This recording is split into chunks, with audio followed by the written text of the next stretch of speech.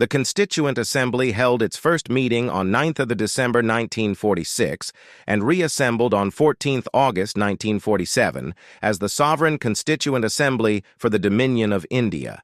It took 2 years, 11 months, and 18 days to finalize the Constitution. Objective resolution was moved in the first session of the Constituent Assembly on 13th of December 1946 by Pandit Jawaharlal Nehru, which was adopted after considerable deliberation and debate in the Assembly on 22nd January 1947. Dr. Sachidanand Sinha was the first president, temporary, of the Constituent Assembly when it met on 9th of December 1946, while Dr. Rajendra Prasad was elected as the permanent president and H.C. Mukherjee as the vice president of the Assembly, respectively.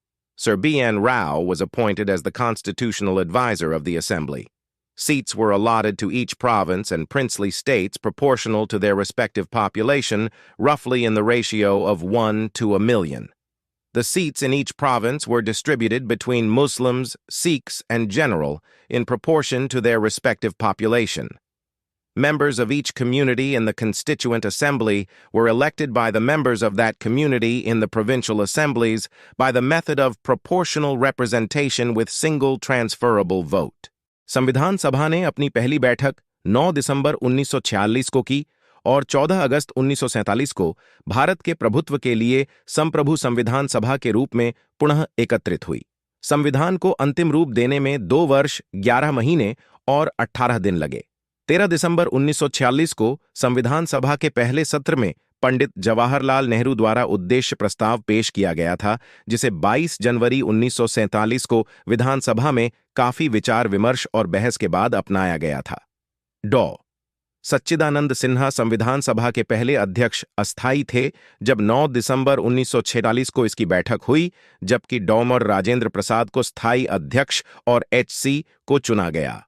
Mukherjee को क्रमशः विधानसभा का उपाध्यक्ष नियुक्त किया गया। Sir B.N. Rao को विधानसभा का संवैधानिक सलाहकार नियुक्त किया गया।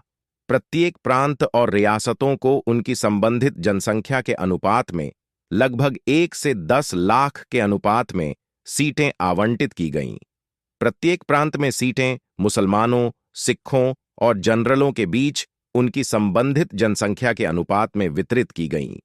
संविधान सभा में प्रत्येक समुदाय के सदस्यों को प्रांतीय विधान सभाओं में उस समुदाय के सदस्यों द्वारा एकल संक्रमणीय वोट के साथ आनुपातिक प्रतिनिधित्व की विधि द्वारा चुना गया था।